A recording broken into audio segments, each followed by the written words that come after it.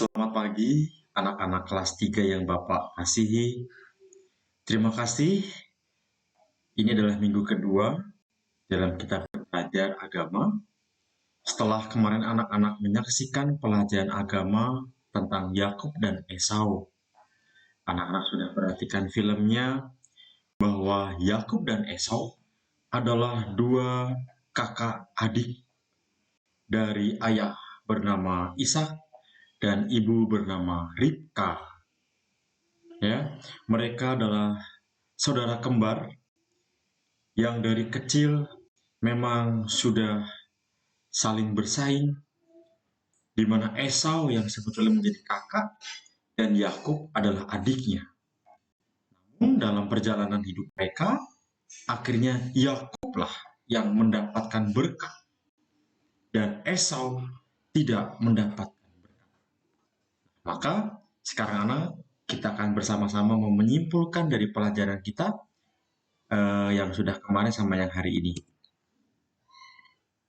Yakub berjuang mendapatkan berkat Allah lewat ayahnya. Yakub sebagai adik justru dapat lebih bisa memilih mana yang terbaik dalam hidupnya.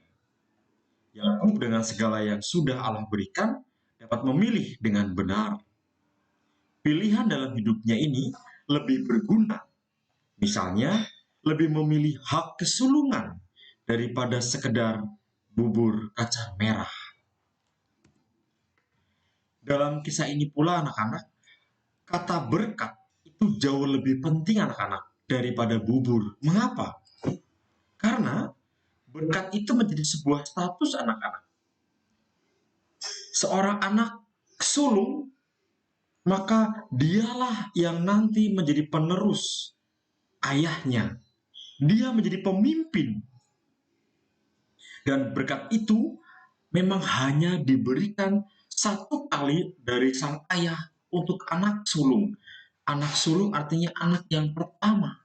Jadi, hak kesulungan itu sangat penting. Dan yang ketiga, sedangkan bubur itu makanan. Pak Bayu tidak mengatakan makanan tidak penting, makanan juga penting. Tetapi, tidak menunjukkan seorang pemimpin. Sebab, setiap orang pasti makan. Baik itu pemimpin, anak buah, atau siapapun di dunia ini pasti makan. Ya, setiap orang pasti makan. Berbeda dengan sebuah berkat. Berkat itu hanya diberikan kepada anak sulung yang nantinya akan menggantikan ayahnya. Jika ayahnya sudah wafat atau meninggal, maka anak yang diberi berkat, maka dia menjadi pemimpin keluarga. Dan Yakub sebagai adiknya, sebagai anak yang kedua, justru melihat hak kesulungan itu menjadi hal yang penting dan berguna. Maka ia membuat perjanjian dengan kakaknya Esau. Itu pun setelah Esau yang meminta, bukan Yakub yang memintanya, tapi Esau yang meminta untuk menukar hak kesulungannya, berkatnya, pemimpinnya hanya dengan semangkok bubur. Ya, Esau tidak menganggap penting. Kalau anak-anak lihat film kemarin, anak-anak boleh perhatikan kata-kata Esau. Dia mengatakan demikian, aku kan akan mati, maka untuk apa aku mendapatkan hak kesulungan? Padahal hidup dan mati itu rencana Tuhan. Jadi Esau ketika dia berkata demikian, Esau tidak percaya kepada Allah. Dia orang yang hidup tapi sudah merasa meninggal atau mati. Dan sudah menunjukkan pribadi yang tidak bisa menjadi seorang pemimpin.